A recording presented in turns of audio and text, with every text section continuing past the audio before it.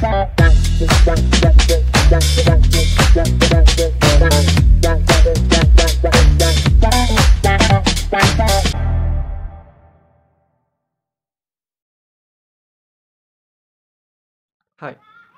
1960 ते 1970च्या दशकामध्ये भारतानं प्रामुख्यानं दोन महत्त्वाची युद्ध लढली.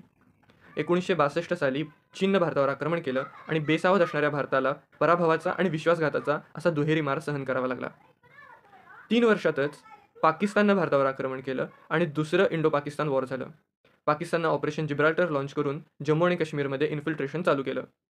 भले या दुसऱ्या भारत-पाकिस्तान युद्धाचा निकाल ना पाकिस्तानच्या पारड्यात लागला ना भारताच्या पारड्यात लागला, परंतु या दोन्ही युद्धांमुळं भारतामध्ये एका गोष्टीची जाणीव निर्माण झाली की एक भारतामध्ये strong independent external intelligence agency असणं किती महत्त्वाचं आहे. त्यावेळेला भारताकडे फक्त एकच इंटेलिजन्स सर्व्हिस होती, जी ब्रिटिश काळात ब्रिटिशांनी स्थापन केली होती, जिला म्हटलं जात होतं इंटेलिजन्स ब्युरो. इंटेलिजन्स ब्युरोकडे भारताची आंतरिक आणि बाह्य सुरक्षा या दोन्ही गोष्टींची जबाबदारी एकसाथ होती. 1962 साली भारताला जो पराभव आणि विश्वासघात पत्करावा लागला, त्याचं मुख्य कारण हेच होतं की भारताकडे चीनच्या हालचालींच्या विरोधात कुठल्याही प्रकारची इत्थंभूत माहिती नव्हती. त्यामुळं 1968 येईपर्यंत ही गरज भारताच्या राज्यकर्त्यांना आणि अधिकाऱ्यांना खूप नेटानं जाणवली की एक एक्सटर्नल इंटेलिजन्स एजन्सी असणं किती गरजेचं आहे. त्यावेळेला जगामध्ये रशियाची KGB होती, इस्रायलची मोसाद होती, अमेरिकेची CIA होती.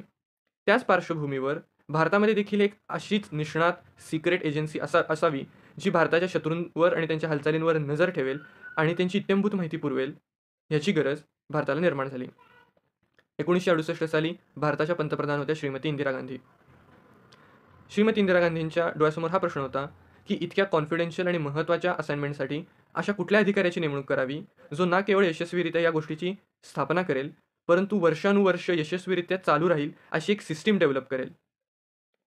11 एप्रिल 1955 साली जो काश्मीर प्रिन्सेस अपघात झाला आणि चाऊ एन लाई यांच्या विरोधात जो कट रचला गेला आणि भारताला नकळतपणे ह्याच्यामध्ये जे गुंतलं गेलं, त्यातून यशस्वीरित्या ज्या व्यक्तीनं भारताला ह्याच्यातून बाहेर काढलं, प्लस चीन आणि त्यावेळेच्या कॉलनिस्ट हाँगकाँग यांच्यामधले जे गुंतागुंतीचे जे संबंध निर्माण झाले होते, यांच्यामध्ये ज्या व्यक्तीनं मध्यस्थी केली, त्याच व्यक्तीची ह्या असाइनमेंटवर नेमणूक झाली.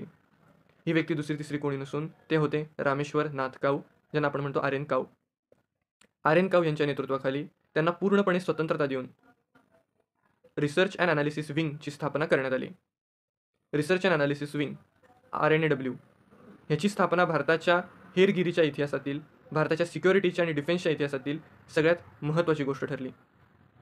RNAWचं मुख्य उद्दिष्ट हेच होतं की भारताचे जे शेजारील राष्ट्र आहेत, प्रामुख्यानं भारताचे असलेले शत्रू चीन आणि पाकिस्तान यांच्या हालचालींवर बारीक लक्ष ठेवता यावं.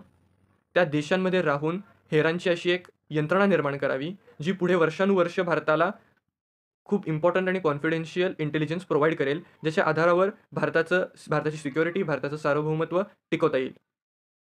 RN काऊ यांनी त्यावेळेच्या खूप हुशार आणि कर्तबगार लोकांची एक टीम इनिशियली निर्माण केली, जी RNAWला रन करू शकेल.